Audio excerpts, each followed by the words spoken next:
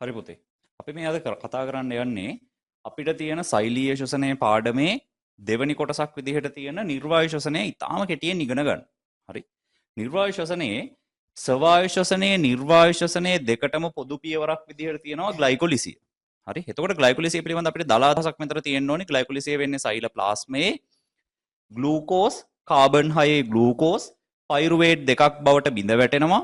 එතකොට මේ ක්‍රියාවලිය ඇතුළතදී ආරම්භයේදී ATP දෙකක් වැය වෙලා අවසානයේදී ATP හතරක් හැදෙනවා. දෙකක් වැය වෙලා හතරක් හැදෙන හින්දා සංශුද්ධ ගාන 2යි ATP කියලා අපි කියනවා.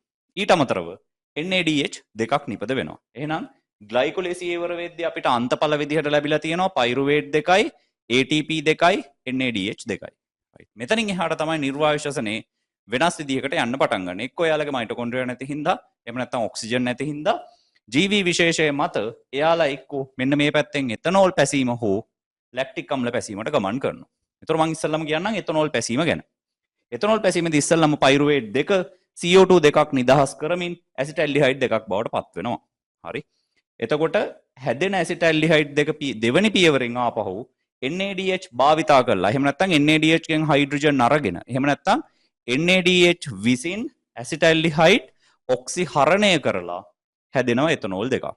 හරි. දැන් එහෙනම් එතනෝල් පැසීමේ අන්තඵල විදිහට මට ලැබෙනවා එතනෝල් දෙකයි CO2 දෙකයි ATP දෙකයි. හේතුව මේ ඔක්කොම ක්‍රියාවලිය ඉවර වෙද්දී. හරි.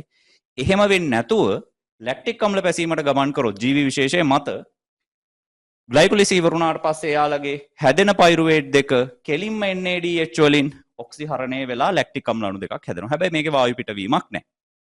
දැන් එතකොට විභාගෙට මේ සරල සටහන ළමයින්ට ඔළුවේ තියාගන්න පුළුවන්. මේකේ අවුලක් නැහැ. අහන්නේ විභාගෙට වෙනස් ඒවා. මොනවද දන්නවද අහන්නේ? විභාගෙට අහනවා සමහර වෙලාවට එතනෝල් පැසීමේ අවසාන හයිඩ්‍රජන් ප්‍රතිග්‍රාහකයා කවුද කියලා. එකෙන් අපෙන් අහන්නේ මොකද්ද? NADH අන්තිමටම පාවිච්චි කරේ කවුද කියලා. එහෙනම් මේ සටහන බැලුවම තේරෙනවා කවුද? ඇසිටල්ඩිහයිඩ්.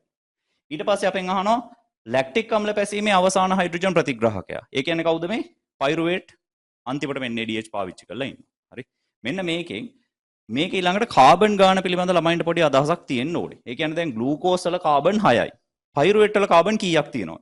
බලන්න මේ පියවරේ කොහෙවත් ATP ADP උනත් ADP ATP උනත් ෆොස්ෆේට් කාණ්ඩයක් වෙනස් වෙන්නේ. PO4 තුනක් රින. කාබන් වෙනසක් වෙලා නැහැ. NAD+ NADH උනත් හයිඩ්‍රජන් එකතු වෙලා තියෙනවා. කාබන් එකතු වීමක් ගැලවීමක් නැහැ. ඒ කියන්නේ එහෙනම් ග්ලූකෝස් වල තියෙන කාබන් 6 වෙනස් වෙන්නේ නැතුව පල්ලෙහාට ඇවිල්ලා දෙකට කැඩිලා. එහෙනම් පයිරුවේට් වල කාබන් 3ක් තියෙනවා. ඊළඟට බලමු ඇසිටල්ඩිහයිඩ්. ඇසිටල්ඩිහයිඩ් එකකට එක CO2 එකක් පිට වෙනවා. ඒ නිසා දෙන්නට CO2 දෙකක් පිට වෙනවා. එහෙනම් එක ඇසිටල්ඩිහයිඩ් එකට එක CO2 එකක් පිට වෙලා තියෙනවා නම් ඇසිටල්ඩිහයිඩ් කාබන් දෙකයි. දැන් ඊළඟට බලමු මෙයාගේ කාබන් දෙකක් කියලා හදන්න ඕනේ. එතනෝල්ගේ කාබන් කීයද? කෙමිස්ට්‍රි වලින් ඔයාලට මතක තියෙන්න පුළුවන් CH3CH2OH කියලා. එහෙම නැතත් ඇසිටල්ඩිහයිඩ් එතනෝල් බවට පත් වෙද්දී NADH ගෙන් හයිඩ්‍රජන් අරන් තියෙන්නේ කාබන් නෙමෙයි. ගැලවිලත් නැහැ එකතු වෙලත් නැහැ කාබන් දෙකම තමයි පල්ලෙහාට යන්නේ. මේ පැත්තෙන් ලැක්ටික් අම්ලය හැදෙද්දී පයිරුවේට් කාබන් 3යි NADH ගෙන් හයිඩ්‍රජන් අරගෙන තියෙනවා. කාබන් වල වෙනසක් නැහැ. ලැක්ටික් අම්ලෙත් කාබන් 3යි. හරි. රයිට්. එහෙනම් අපිට විභාගෙදී මේකේ අවසාන හයිඩ්‍රජන් ප්‍රතිග්‍රාහකයා පිළිබඳ අදහසක් තියෙනවා. අන්තඵල ගැන අදහසක් තියෙනවා. ඔක්සිහරණය වෙන්නේ කාගේ අතින්ද කියලා අදහසක් තියෙනවා. රයිට්. අපි මේ වගේ ඊළඟට ෂෝට් වීඩියෝ එකකින් මේ වගේ ලොකු තියරි කෑල්ලක් හරිම කෙටියෙන් කවර් කරගෙන විදිහ බලමු.